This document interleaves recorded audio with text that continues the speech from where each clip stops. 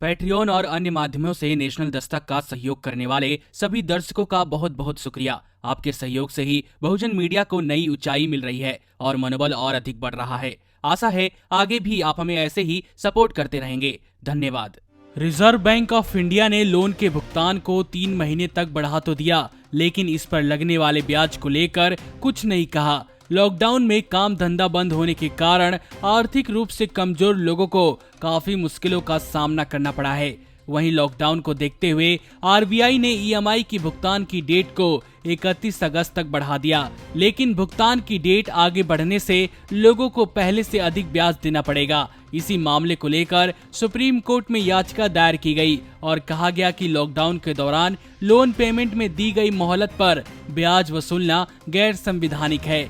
मालूम हो कि आरबीआई ने सबसे पहले लॉकडाउन के शुरुआती दिनों में 27 मार्च को पहली बार होम लोन और टर्म लोन समेत सभी ऋणों पर 3 महीने की मोहलत की घोषणा की थी। इसके अलावा बैंक ने 3 महीने के लिए क्रेडिट कार्ड के बकाया पर भी मोहलत की घोषणा की थी। इस घोषणा ने लोगों को 3 महीने के लिए लोन के भुगतान को टालने का विकल्प दिया, लेकिन इससे ग्राहकों के मासिक किस्तों की संख्या में वृद्धि हो गई, क्योंकि मोरेटोरियम ब्याज भुगतान पर कोई छूट प्रदान नहीं करता है। याचिकाकर्ता गजेंद्र शर्मा ने इसे असंवैधानिक करार दिया। उन्होंने इसके पीछे तर्क दिया कि क्योंकि लॉकडाउन के दौरान लोगों की आय पहले ही कम हो गई है और लोगों के सामने वित्तीय चुनौतियां आ रही हैं। मामले में सुप्रीम कोर्ट ने रिजर्व बैंक ऑफ इंडिया को 1 सप्ताह में जवाब दाखिल करने के लिए कहा है।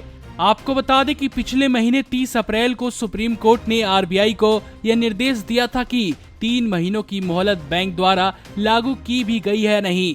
आरबीआई ने देश भर में लॉकडाउन की घोषणा होने के बाद आर्थिक गिरावट से निपटने के लिए लोन के भुगतान पर मोरेटोरियम अवधि को 3 महीने के लिए बढ़ा दिया था, जिसे अब और आगे 31 अगस्त तक बढ़ा दिया गया है। मालूम हो कि देश भर में सबसे पहले लॉकडाउन 25 मार्च से 31 मार्च तक किया गया था, जिसके बाद इसे 14 अप्रैल, फिर 3 मई और अब इसे 31 मई तक बढ़ा दिया गया है। लॉकडाउन से काफी लोगों को रोजगार चले जाने के कारण मुश्किलों का सामना करना पड़ा है।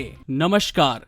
नेशनल दस्तक अपनी आर्थिक जरूरतों को पूरा करने के लिए अपनी ऑडियंस पर निर्भर है। बहुजन समाज से संबंधित मुद्दों को उठाने के कारण यूट्यूब की तरफ से नेशनल दस्तक की कई वीडियो पर एड्स नहीं दी जाती, जिसके कारण हमें आर्थिक समस्याओं का सामना करना पड़ रहा है।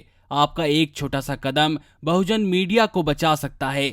आपके सहयोग और सहायता के कारण ही हमने अभी तक यह मुकाम हासिल किया है। नेशनल दस्तक को आप पैट्रियन के जरिए सपोर्ट कर सकते हैं। इसके साथ ही आप अन्य माध्यमों जैसे यूपीआई, गूगल पे, डेबिट कार्ड, वॉलेट, फोन पे आदि से भी हमारी मदद कर सकते हैं, जिसका लिंक वीडियो के नीचे डिस्क्रिप्शन में डाल दिया गया है। पैट्रियन पर आप हमें प्रतिमाह $2 यानी 140 रुपए प्रतिमाह से हमारे साथ जुड़ सकते हैं। दूसरे माध्यमों में राशि की कोई सीमा नहीं है।